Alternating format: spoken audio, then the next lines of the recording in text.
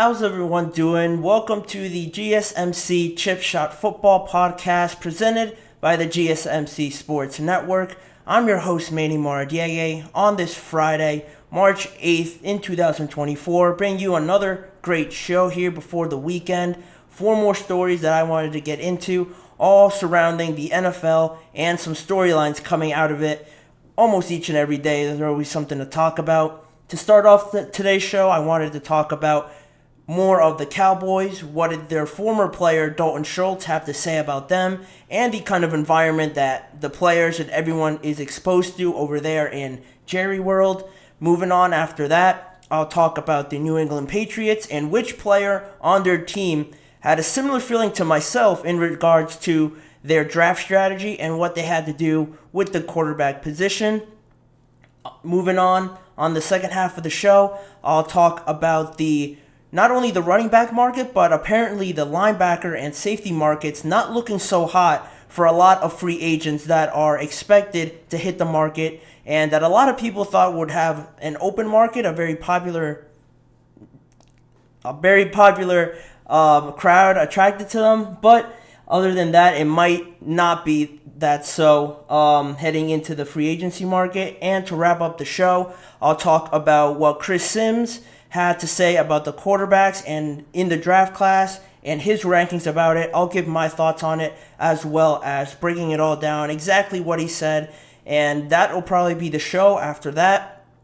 But before I jump into the first segment, I want to remind you guys, as always, to please use the tip and donations link if you have any questions during the show. It's a lot more fun when you guys are engaged in it, asking me questions and so forth. So if you're watching this show and have a question, want to say something, comment, please use the tip and donations link, which is gsmcpodcast.net. Again, if you can't see it, it's gsmcpodcast.net. This just makes sure your questions pop up at the top of the list, and I'm able to read them out on air, and it's more of a conversation. It's a lot of fun, and not only that, it's a big help for this show and all the shows across the network.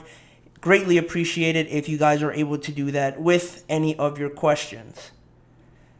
But that allows me to move into the first segment. Like I mentioned before, the chip shot segment of the day. The Dallas Cowboys, yet again, people always talking about the Cowboys. This time it's somebody not even on their team, who was formerly on their team, their former tight end, Dalton Schultz.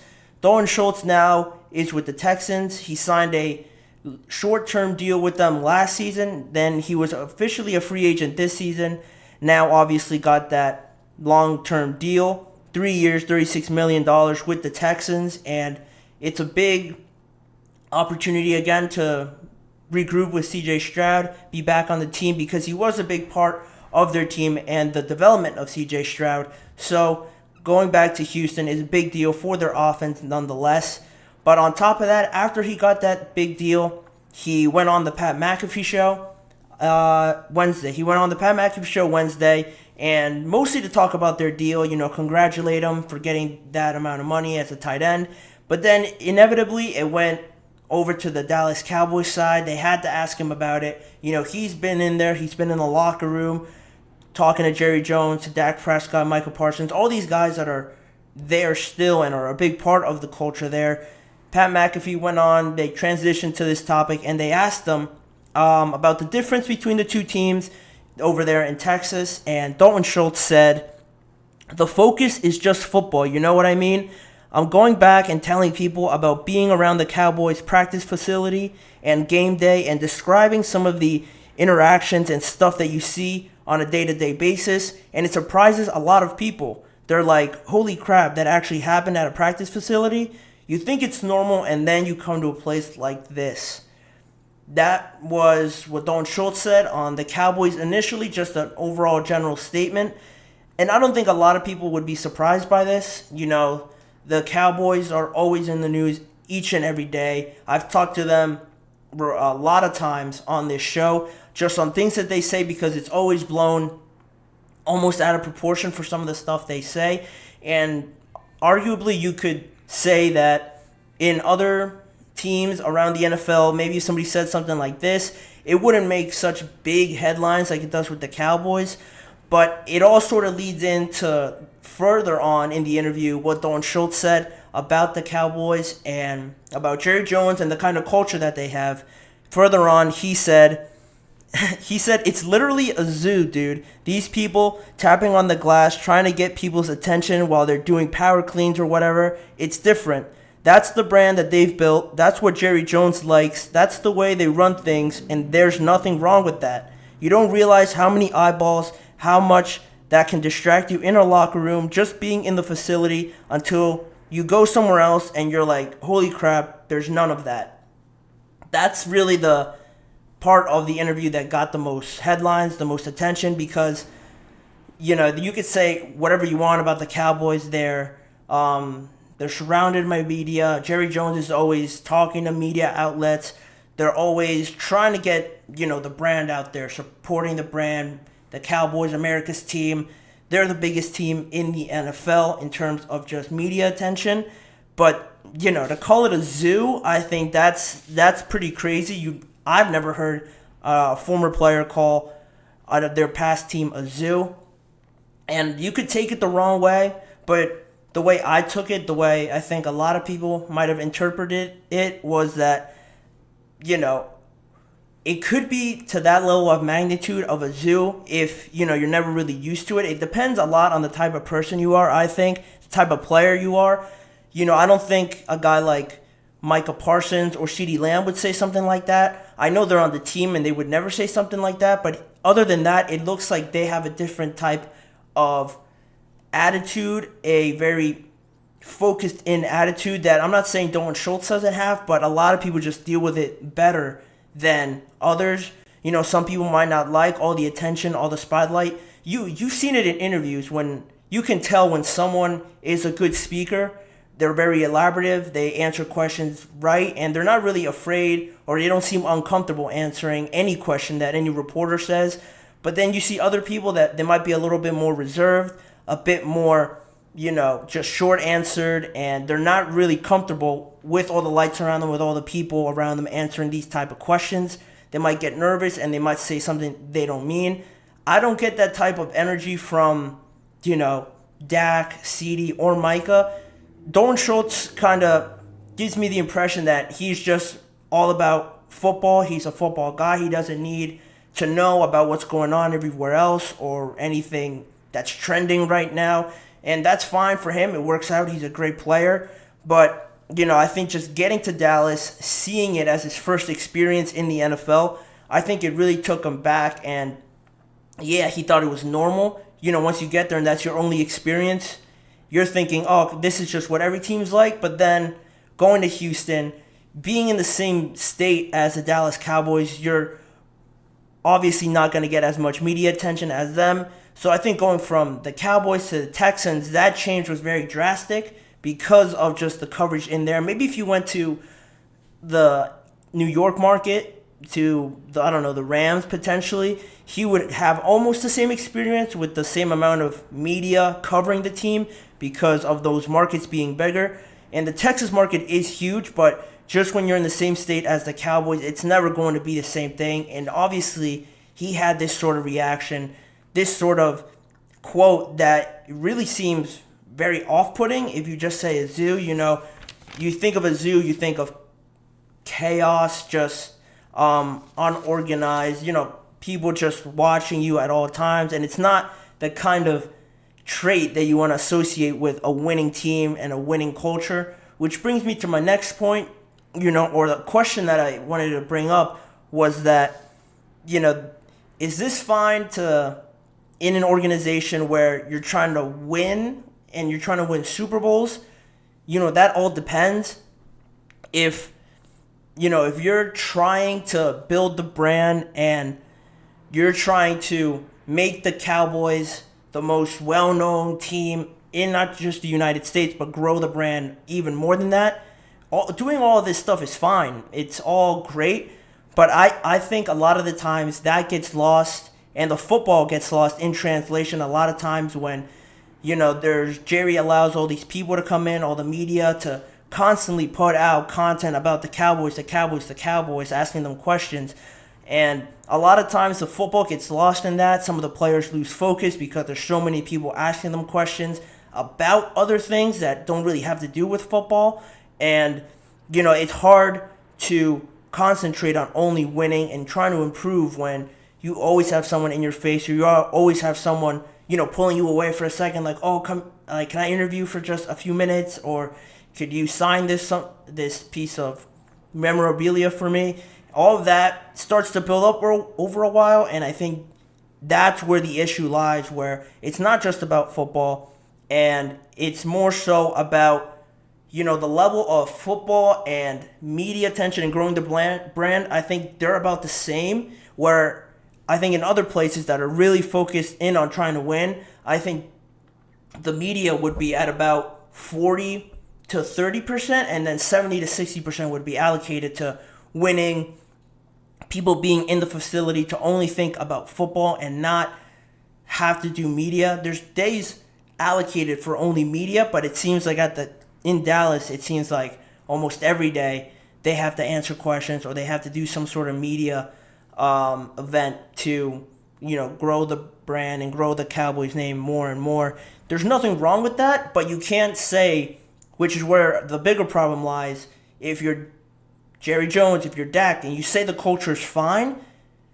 they're a culture of just being successful in the regular season, that might be fine. That culture of being good in the regular season and then nothing more after that, if that's what they meant by the culture being fine, then, there's really no issue here, no confusion over anything.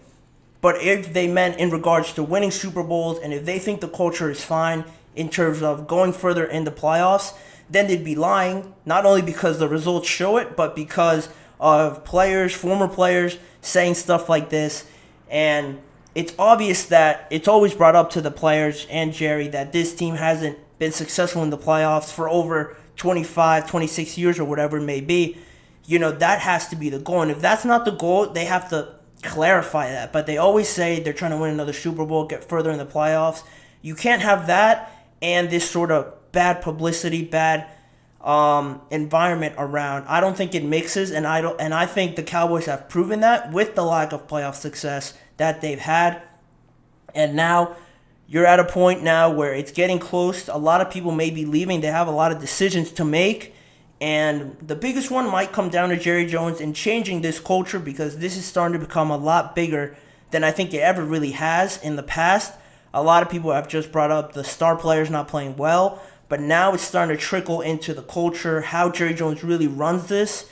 And the more it's talked about, I think the more people are going to want to see action. And I'm not sure Jerry Jones is ready to make any drastic changes. And we might be seeing this more and more until Jerry Jones leaves, or until, he finally comes to and decides to change something about this and really just hone in on going further in the playoffs and getting more playoff success for the Cowboys, because like I've said it before, they're too talented not to make it further in the playoffs. They have generational players like Micah and CeeDee on their team that deserve to go further, have the ability to go further, but, it's a distraction and other players not supporting them enough, not living up to the Cowboy name to go further on that. But that's where I'll leave it. Interesting comments from Dalton Schultz to say comments like that. But again, does it really surprise you? I don't think so. Not the way this has been building. But regardless of that, I'll move on to the second topic, which will be Matt Judon and what he had to say about the Patriots and what he thinks they should do with the number 3 overall pick. Do they get a quarterback? Do they trade back? Do they get a quarterback and then make a trade elsewhere? I'll let you know what he said after the break. It's a short break coming up here on the GSMC Chip Shot Football Podcast. Don't go anywhere. I have a lot more things and a lot more stories to get to on this show. I feel like I'm losing my mind. Is everybody in the world blind? Please, Lord, give me a sign, a sign. I feel like I'm losing my mind. Is everybody in the world blind?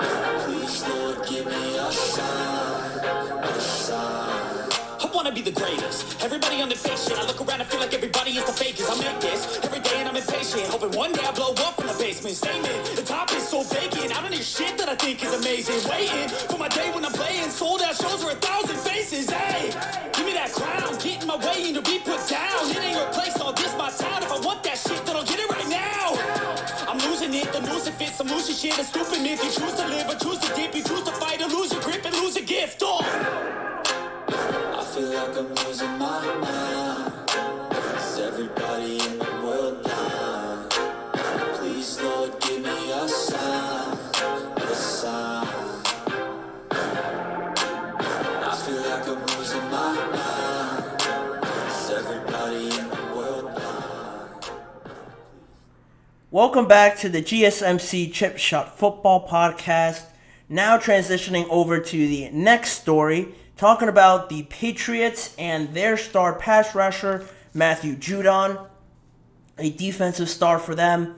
Their defense has been great over the last few years. Even though the offense and their team record hasn't shown it, their defense has actually been very impressive, and he's been a big reason for that in the last couple seasons. He got hurt last season, so even through that, they were still very prominent and very tough to run the ball on, pass it on. They had a good pass rush, but it's always been that offense, the quarterback play that never really supported them and never gave the overall team the right balance that they needed.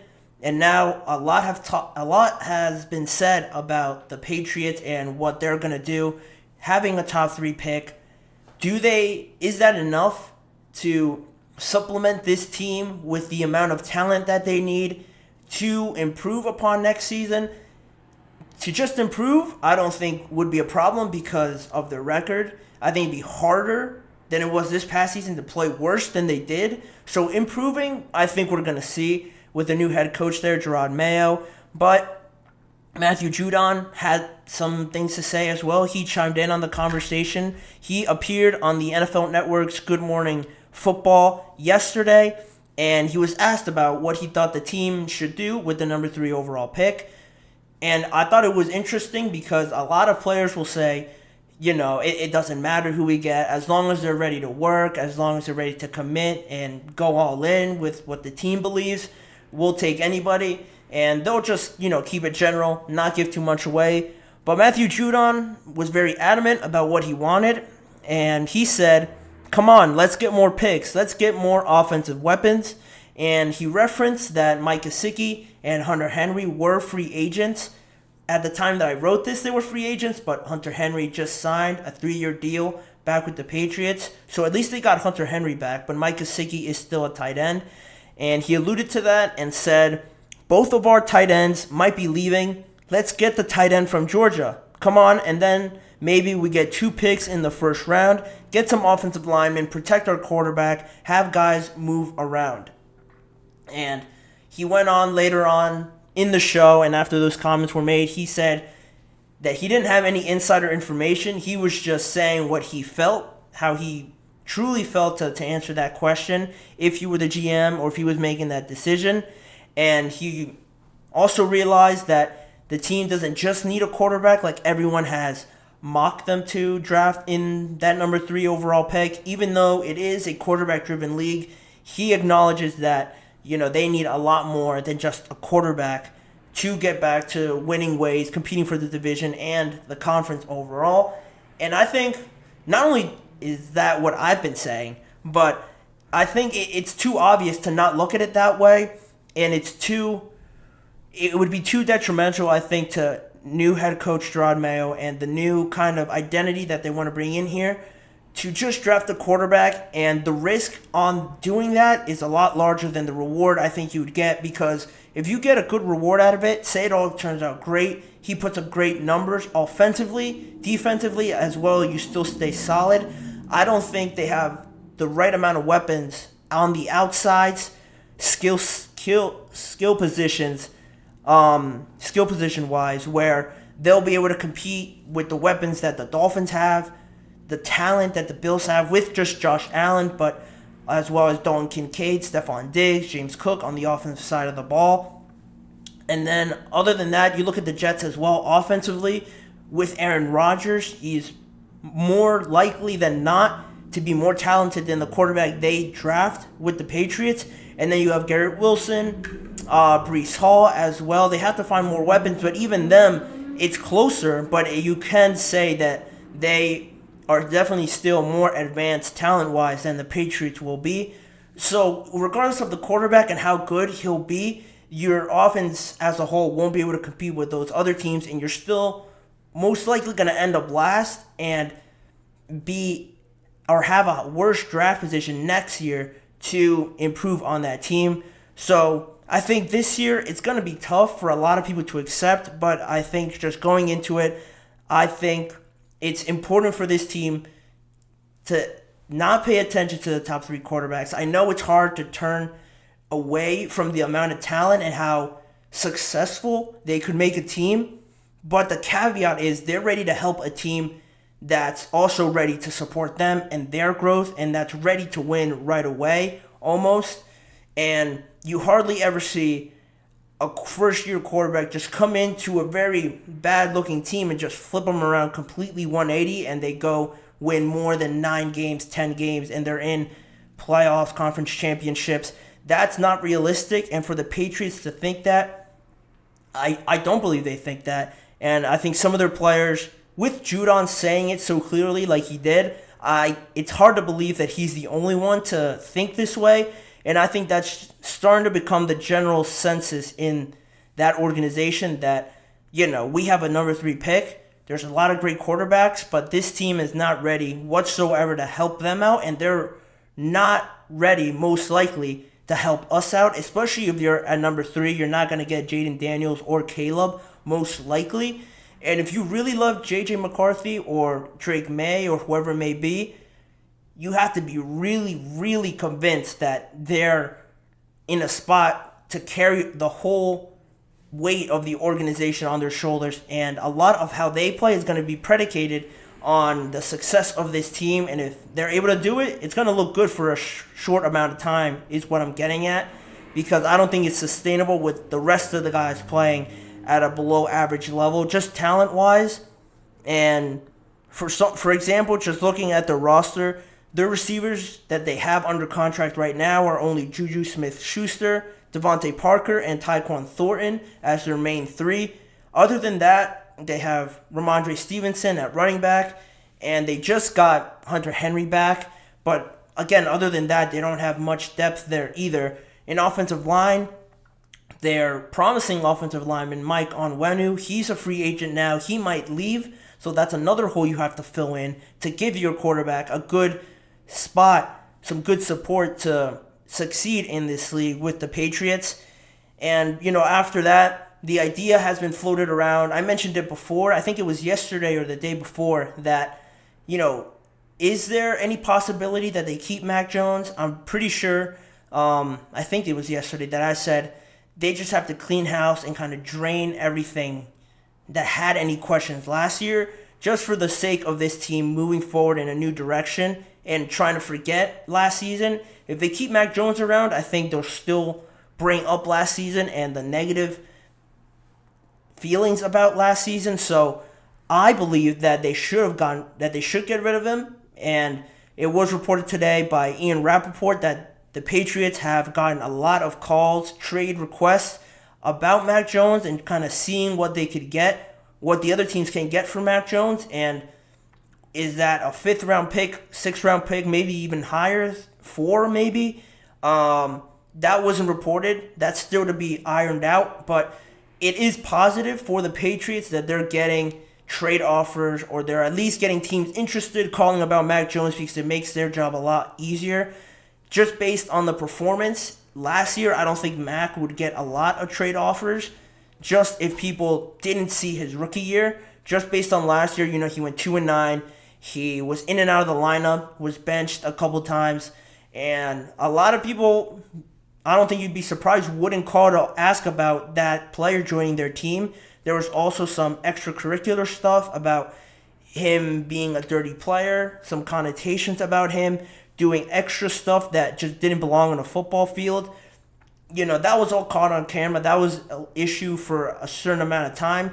But now, I think it's positive that people are sort of looking past that, trying to focus in on the positive for Mac and calling about him.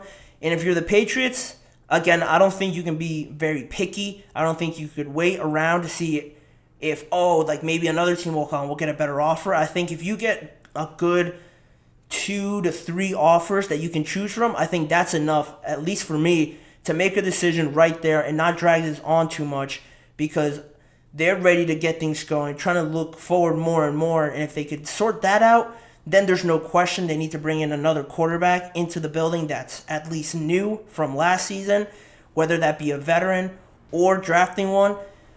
We're going to have to wait and see.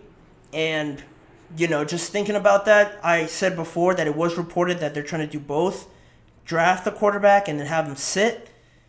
If you go that route, in my opinion, the way I'm looking at these quarterbacks, how I have them ranked, I think your guy would have to be Drake Maye, because I think he's the one least ready to help out right away.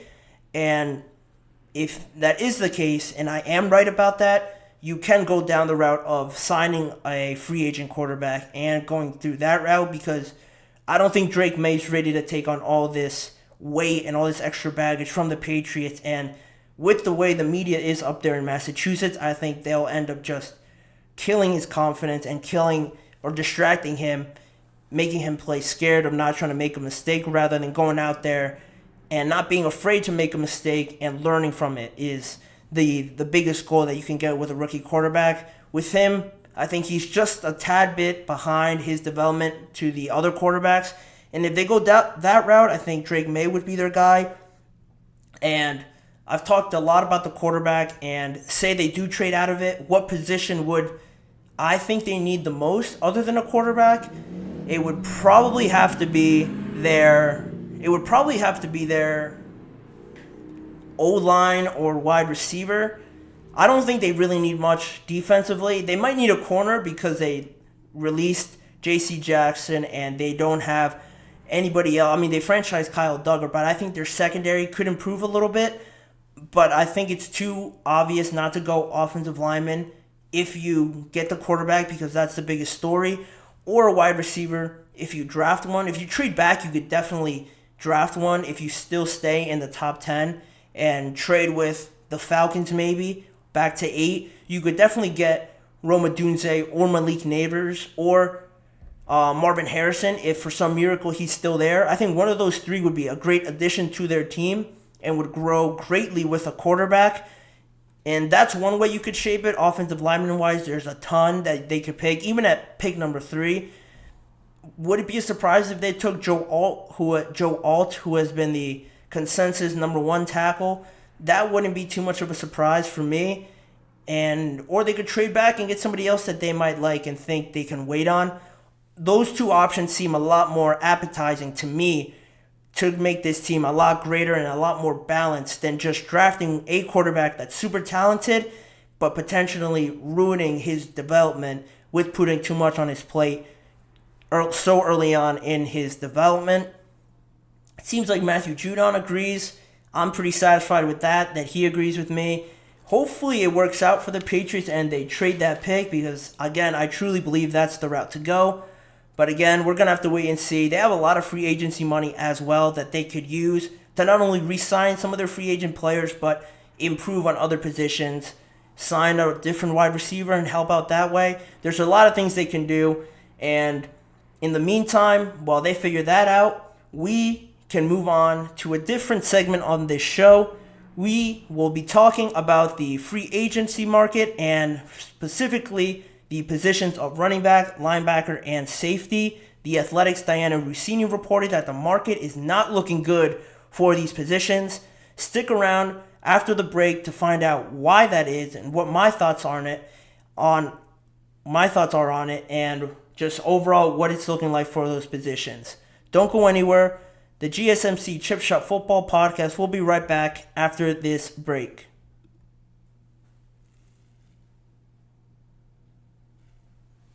For the best and latest podcasts available anywhere, go to the podcast app on your cell phone and type in GSMC to access free content-rich podcasts on health and wellness, book reviews, sports, entertainment, relationships, social media, movies, technology, finance, and even weird news. Subscribe and download the GSMC Podcast Network's family of shows, available everywhere podcasts are found.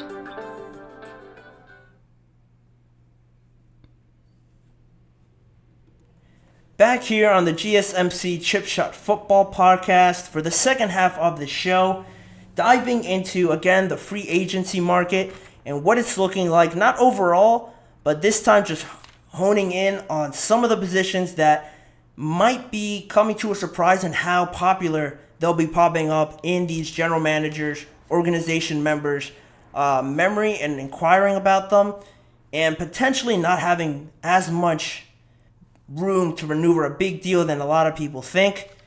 That's coming up right now, but before I get into it, just one last reminder. If you have any questions, if you want to engage in the show with me, please use the tip and donations link down below to do so. The tip and donations link is gsmcpodcast.net. Again, and make sure I'm able to see your question. It pops up on the screen for me here, and I'll engage with you guys, maybe take the conversation a different route. It just makes it a lot more fun, adds a bit of a different flavor to the show, and it's a big help for the show as well as the whole network in itself. So again, if you have any questions, please do that. We greatly appreciate it every time we get one of those. And that, in saying that, I can talk to you now finally about the free agency market. It's been talked about a lot. To me, it seems like there's a lot more talent in this free agent market than I've seen in recent years. That might just be because I'm paying attention to it more now, but I just think, I don't know, I just feel like it's more talent heavy at the top, and you'd be surprised how many good players ready to start right away are available for all these teams. And with the cap number being raised to $255 million, it seemed like all these players more were going to get a bigger contract. There's going to be more money to throw around to these guys. And that is true, but for certain positions, those I think are starting to be the wide receiver position, the pass rusher position, the corners. I think those three are getting the most love right now and are getting overvalued. I don't want to say overvalued, but they're getting more value definitely than they have in years past. And now with more money coming in, more TV deals being signed, there is more money coming in, and these players are not only asking for more, but because we're seeing, I think, an uptick in talent coming into the league as well, they're always going to want to reset the market. That number's going to grow and grow even more. That because of that, consequentially, you're going to see other positions get less and less money. It's not fair. It's something you don't want to see, but it is a reality according to The Athletic's Diana Rossini. She reported yesterday, in her words, that many GMs are approaching this free agency market as the running back, linebacker, and safety markets to be similar to the past, lower deals than we may imagine, and the press market for those positions. A lot of one-year deals included in that. On top of that, these markets aren't, not only is it not looking great for those markets, like I mentioned, to say these markets are depressed in that way and say that they're, it's not looking good for them, you can kind of understand it after what I just said and, these other positions getting more love. But you look at the players that are available at these positions, specifically the three that I mentioned. The linebacker position, you have Patrick Queen, Jerome Baker, Kenneth Murray, Jordan Brooks, Azeez Al-Shaair. Running backs, I don't have to really mention all of them again. If you follow football, Saquon, Derrick Henry, Tony Pollard, Josh Jacobs, all unquestioned starters. Maybe not coming off of the best years, but talent-wise, they would start virtually on any team in the NFL. And safeties as well. You have now Justin Simmons, who has been released from the Denver Broncos. Xavier McKinney, who wasn't tagged by the New York Giants. And Quandre Diggs, again, another one that was released by the Seahawks. And Jamal Adams, who was his safety partner as well for the Seahawks. And you look at this and you're thinking, yeah, they have a lot of talent. But on the flip side, to kind of support Diana Rossini's point, they were released because they cost a lot of money, and the way the teams are now allocating that money elsewhere to other positions, they're willing to potentially take less untapped talent in the draft or just within the players that they have already and bank on them getting to a level that at least is close to the kind of players that we have as free agents because of it being cheaper and not costing them as much money to just one player. Specifically with running backs, a lot has been said about them and the traction they build up over years, the amount of punishment they take up, and how long they're able to sustain that level that they have been for the past couple years. That's a fair point, but I think for linebackers, you've seen the best teams this year in the Ravens, the 49ers, the Chiefs as well, all have great linebacker groups. Fred Warner, I'm blanking, Patrick Queen, Roquan Smith, and Drake Greenlaw, and you saw how big in the Super Bowl, how big his loss was to the Kansas City Chiefs. A freak accident, but once he stepped out, you saw Travis Kelce get going a bit more. Their offense opened up a lot for the Kansas City Chiefs, and the 49ers defense really couldn't do too much to answer it because of Drake Greenlaw going out. And it was very sad to see him like that, very unfortunate to have that happen to him. But I just think that you could just take that example on top of other examples that support the idea that linebackers don't just grow on trees, basically. You can't just get them in every draft because every draft doesn't have a Roquan Smith, a Fred Warner, a Patrick Queen, who, again, was right next to Roquan Smith, and they were arguably the best tandem in the NFL. They led that Ravens defense all the way to the AFC Championship, and they didn't get it done, but it wasn't because of their defense. Their defense held the Kansas City Chiefs for the majority of that game. It was the offense that really didn't supplement it, and they lost because of it, but I think their defense put on a good show, and putting that tape out there for a Patrick Queen, I think, gives him a lot of leverage and a lot of room to say, look, this is what we did in the majority of the season and going into the playoffs. This is what I can bring, and it brings a lot of success like it did to the Ravens, as well as Xavier McKinney, who I harped on yesterday and talked highly of yesterday. To see him be available, I think a lot of teams will want to acquire him, or they should want to acquire him. But the way that it was said by Diana Rossini, a depressed market, I think it'd be crazy that none of these players got a long-term deal. I expect them to, but I just think it'll take a lot longer than a wide receiver, a pass rusher, a defensive back to get a deal. I think those positions are going to be the first to go in the free agent market. We have seen already some players being signed. O-line is another position. We saw yesterday Kevin Dotson got a big deal with the Rams. I think it was 3 years, $46 million for Kevin Dotson, who just only had his best year last season, but because organizations value that a lot more, he got a lot more money, and quickly even too, because free agency hasn't really started officially, but he got it right away because of being an O-lineman. That group is valued a lot more, and just harping on the points that I said before, they could always look to the draft. I think that's a common avenue people go to say, there's always a draft. We could draft somebody else and bring them in. There's a lot of talent, especially in this draft, that's being hyped up more and more as being one of the best overall drafts that we've seen. Just top to bottom in every position group, I think there's a lot of good players. I won't argue that, but personally, I think I still would take any of these guys that I mentioned over risking on a younger player that I might not know pan out and could bring a whole other group of problems potentially with them. With these guys, you kind of know most of them that I mentioned are established players. There's not very much young players. Everyone's looking for their first big deal for the most part, and I think just that experience, seeing them successful in the league, would make me still favor them in a way. And another thing that I was thinking about with the linebackers and the safeties, I think the league is trending more. I don't have to bring up the idea that this league, the NFL, is trending more towards offense, favoring the offense, not touching the quarterback, more points on the board. Everyone wants to see it. It drives the TV ratings up. And because of that, I think it's starting to change how people view defensive players specifically.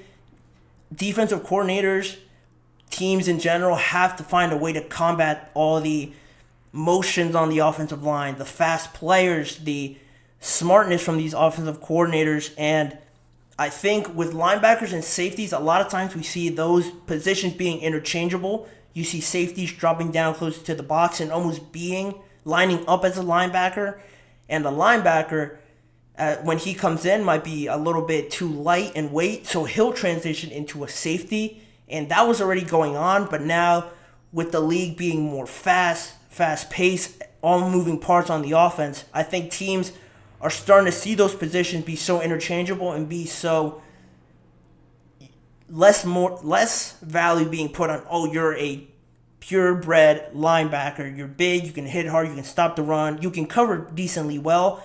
I think that's losing its value a little bit more because people can just think, oh, we can get a safety that can cover, who's pretty big, we could just stick him at linebacker to try and stop all these offensive trends that are starting to build up in the league. And I think that's the way the league has kind of set it up to be, trying to favor the offense more and more, trying to put up more points. They're really hindering the defense a lot, and these positions specifically from not only getting big deals, but from, getting seen as less valuable, not as important, and very interchangeable, which I don't believe it to be true, but I think that's the way the league has kind of set it up to be because they want to see more points, they want to see more offense, and fans want to see big plays on both sides of the ball. But offensively, if you see a 10-0 game at half, no one's going to tune into it, and that's obviously bad for the NFL. And that's pretty much the big idea, I think, where this is all leading to, with the league being more offensively driven. I think, I'm not going to say it's bad because it drives ratings up and it's good to bring more eyes to the NFL, but it's unfortunate to see markets and positions like this get hurt because of it. And just overall, I think the league has to do a better job of bringing the lever a little bit more over towards the middle. I think it's been skewed too far in one direction offensive-wise. I think they need to find a way to bring it closer to even, or at least bring it closer to the other way to get these players paid, because a lot of them have put in the hours, have put in the training, do deserve a big contract, and it's not fair to see them not get it because of all the reasons I listed out below. That's where the market is at right now.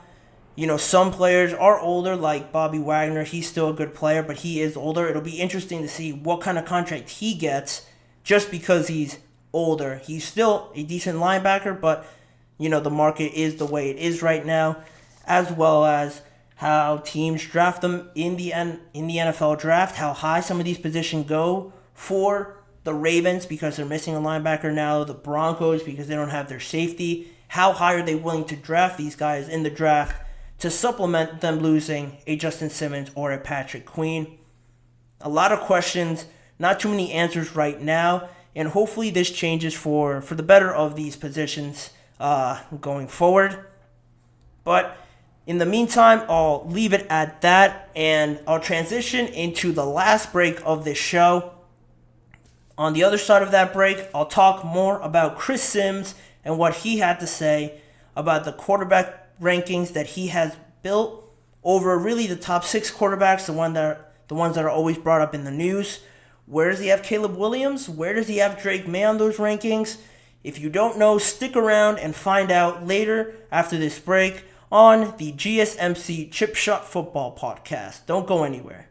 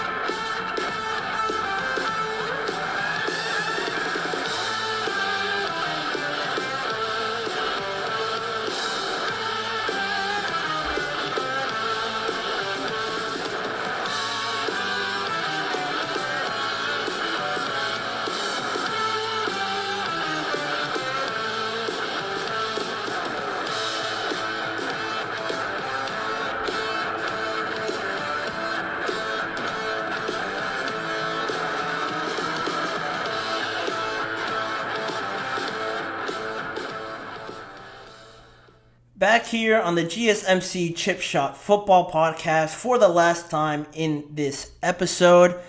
I'm going to get into the quarterback rankings, the ones that Chris Simmons gave just a few days ago on an article that I read. He ranked the top 6 quarterbacks really in the NFL draft going into late April.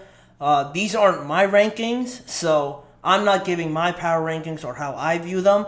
I'll just react to the ones Chris Sims gets, and I'm sure later on as we get into this whole offseason, I'll drop my quarterback rankings, but I wanted to react to Chris Sims' rankings because these are very interesting, and I'm sure a lot of people would not agree with the way one quarterback is ranked on this, but regardless of that, I'll get into it. He released his rankings a few days ago.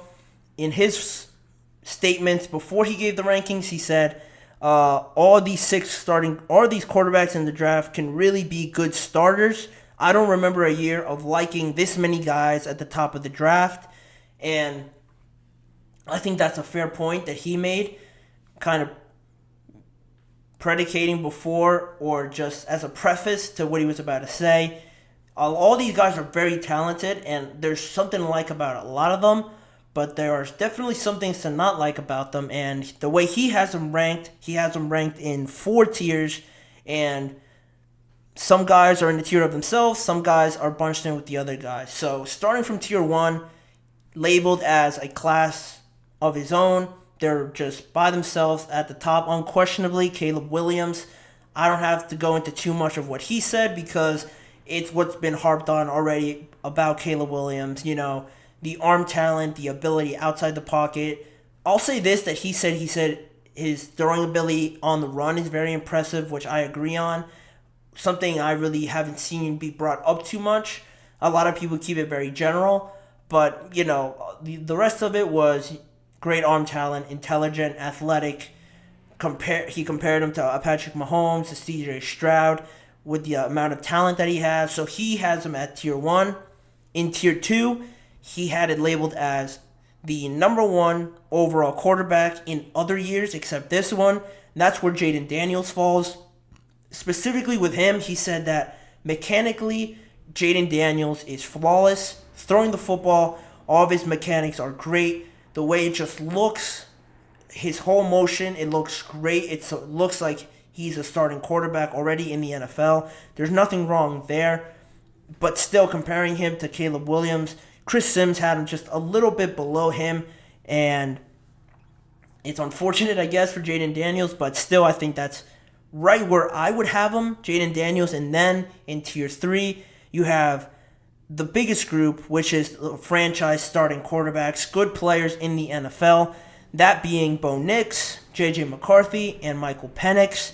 And about Bo Nix specifically, Chris Sims said in just a verbiage, he said he has a great NFL body, good athlete, he looks like a good runner, good decision maker as well. He mentioned that he just had the frame of a quarterback. Throwing-wise, he was able to make all the reads just from seeing his tape. Again, more points that I can agree on and see. With Michael Penix, he said it was special how he throws the ball. There are some concerns with his size and the amount of injuries he has had, but I think like a lot of people, if you saw his combine workouts, I think you would agree that in the throwing drills, he was one of the ones that impressed a lot with some of the way he made some of the throws look. It looked effortless a lot of times, and a lot of players can't make it look that effortless, but he can, and I am in the same sentiment saying that, he is a little bit on the smaller side, but it's hard to, this is probably why I wouldn't be a good GM, because his arm looks so good that I would probably draft him, and that might not be the right decision just because of injuries and his size. But regardless of that, it's hard to ignore that aspect of his game, and that's why franchise starting quarterback I can agree on. I might have him even a little bit higher than Bo Nix, but, that's just me. J.J. McCarthy was the other one, like I mentioned. And about J.J. McCarthy, Chris Sims said he had his ability to have a variety of arm angles to throw from, sidearm, just different angles that makes it hard to really bunch him in and get him corralled because of that ability. He just looks smooth and underrated, and he has underrated arm power, was what Chris Sims said. And I think he showed a lot of that at the Combine with his workouts, and I talked about it before. He came in bigger than a lot of people expected. That raised his stock, at least in my eyes, because, he, in a lot of the games, I don't know if it was just me, he looked very skinny-ish, for lack of a better term. He didn't look as built out as a Michael Penix. He didn't look as stout.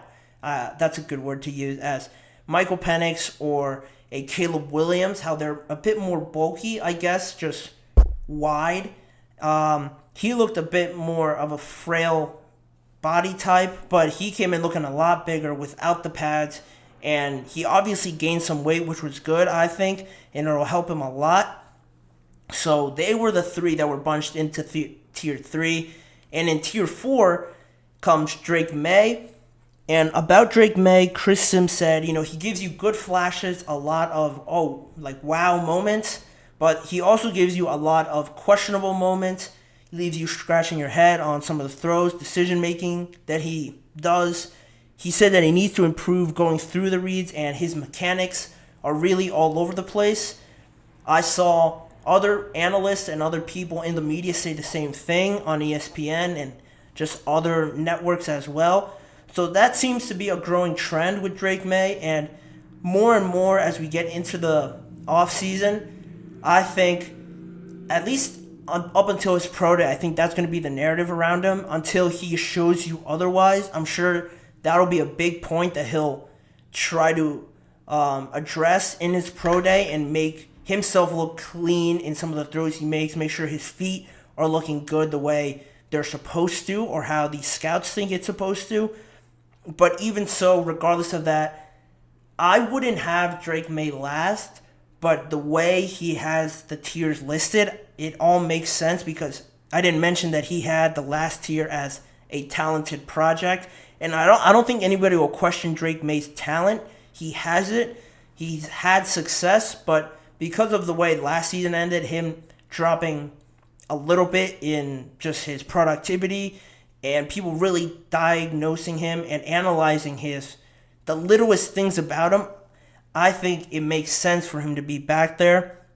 And just on the overall list, I think it's fair. I think looking at the top of the list, Caleb and Jayden are more interchangeable and closer than people think. Like Chris Sims, I think people will have Caleb number one. He's clear and obvious number one. The Bears are going to draft him, but I think it's a lot closer, and I think more and more people are starting to like Jayden Daniels, maybe a little bit more than Caleb Williams because of the way just the Combine ended for Caleb Williams. He didn't throw. He didn't give any medicals. He only answered questions to the media, and some of the answers he gave I found no issue with, but I have seen some people say it came across a little bit arrogant, a little bit full of himself, saying that he didn't feel like he needed to throw because the tape's all out there. People can go look at the tape and make their own assumptions. I see it as confident in his abilities, confident in what he's put out, but some people don't see it that way. That's fair, and I think that's a reason why Jayden Daniels, he didn't give any sort of responses like that. He answered questions, and you haven't really heard anything about what Jayden Daniels said. That is because Caleb is projected to be number one. Jayden's not, so Caleb's going to get a lot more attention put on him. But regardless of that, I think if he would have said something crazy or something that people might not have liked, it would have made headlines, but he didn't. So that's another reason why maybe some people are leaning towards Jayden, character-wise. And ability-wise, I think they're very close with each other, probably equal in terms of talent, being able to make all the throws and creating that magic aspect. I think Caleb might have him beat a little bit on the throw runs and being accurate with them. But, both of these quarterbacks are great in my opinion. They are where they're supposed to be. And just touching on that idea of change and how Drake Maye, I mentioned, could change this over the offseason. I think, one, when all these quarterbacks throw at their pro day, it's going to look a lot clearer of how teams are starting to have him lined up. And it all doesn't really matter until the Bears, the Commanders, or the Patriots either trade out of there or pick one of these guys to see how it all plays out. Because you can have them ranked as much as you want. It all really depends on what the Bears think, if they stay at number one and what they do. But over the offseason, if you see Drake Maye, like I mentioned, perform well at his pro day, you see Jayden Daniels maybe look a little bit bigger at his pro day and look comfortable on top of that, it elevates him even more based on just that, and maybe his character fits more with a team like the Bears than they think Caleb Williams does. And maybe Caleb Williams doesn't perform well at his pro day, and how much does that affect his stock? All of that will be how this could change in the future. We don't know.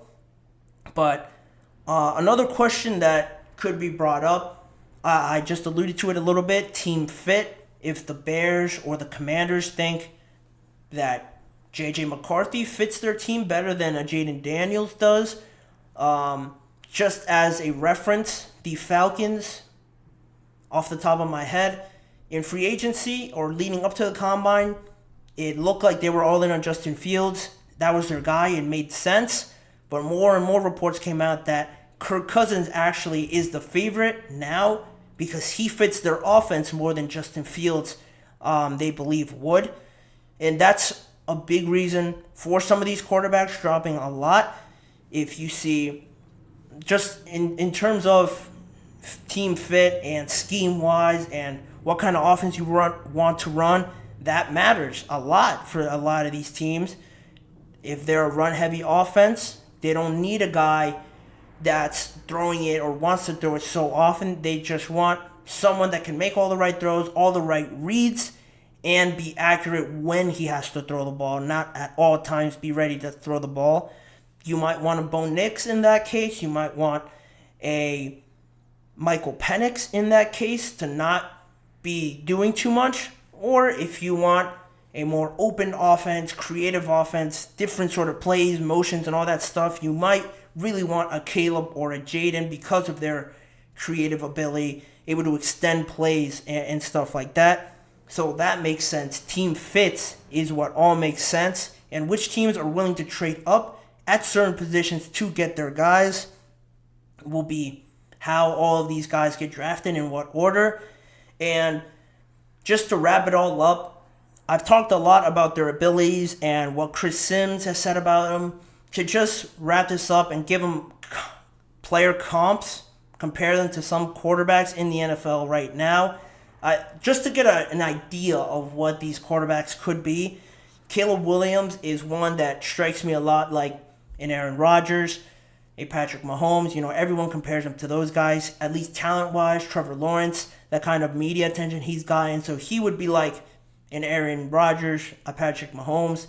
Jayden Daniels, more so or not, he would be almost like a Lamar Jackson because of his running ability.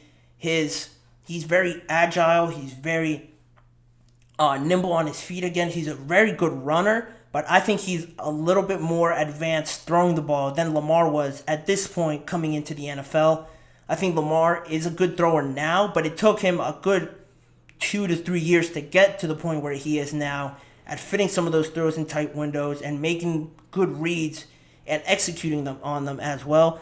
I think Jayden's a bit further along that path, but regardless, I think he still compares well with Lamar Jackson.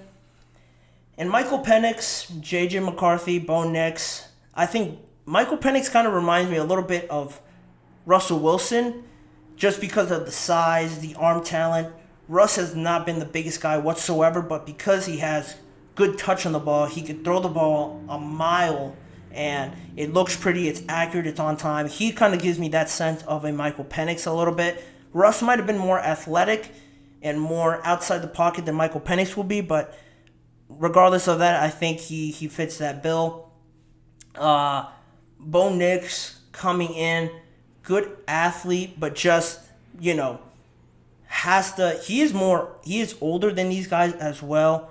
So just on that basis, he could be it's tough because he is a good athlete, he has a good frame to him. I don't know, it could be sort of like a a Will Levis or something like that. Just good athlete. They have a good frame to them. But, you still have to see team fit with him matters a lot. And he's going to be successful in the best system that works out for him. He's not going to be trying to do too much. With J.J. McCarthy as well, he could be another one that he doesn't really need the system too much, but he can be that sort of different playmaker that gets this team over the hump. And just Drake Maye, I think, development guy, still I think needs to work out the mechanics of his abilities, of his overall prospect. He could be like a Jordan Love to a certain extent, or even if you want to look at a guy that had to wait, you could argue Aaron Rodgers as well, but Drake Maye, Jordan Love seems to be like the most popular consensus comparison that a lot of people have made, and he's talented. I want to urge that to everyone watching. He is talented, but I just think right now he's not quite ready to get there and show everyone that talented ability without all the fundamentals and mechanics he would have to work out. But that will do it for the list and the show. It was a very interesting way of how he did it, how he labeled all the categories. Is it right? Will he look like a genius, or will he regret some of those things? We're going to have to wait and see when the draft comes. But again, that'll wrap it up for this show today on Friday, the last show of the week. Again, I want to thank or give a huge thanks to everyone that tuned into this episode and was watching it or listening to it as well. Again, please remember to like, follow, and subscribe to the GSMC Chip Shot Podcast on the GSMC Sports Network. Make sure to follow us on Facebook, Instagram, Twitter, and TikTok for more of this network's content. If you want to see more of this show and you want to see more of me, you can go on to the GSMC Sports Network channel or the GSMC Podcast Network channel to see past live shows that are all recorded and are on there, YouTube shorts that I drop as well each and every weekday, as well as individual video segments from the live shows if you missed one or you just want to rewatch a specific segment. Again, this show is every weekday at 6:30 p.m. Eastern Time. Make sure to join me at that time on those days for more NFL and football conversations. But I've been your host, Manny Maradiege, wishing you guys a good weekend, and I will see you guys all back here on Monday.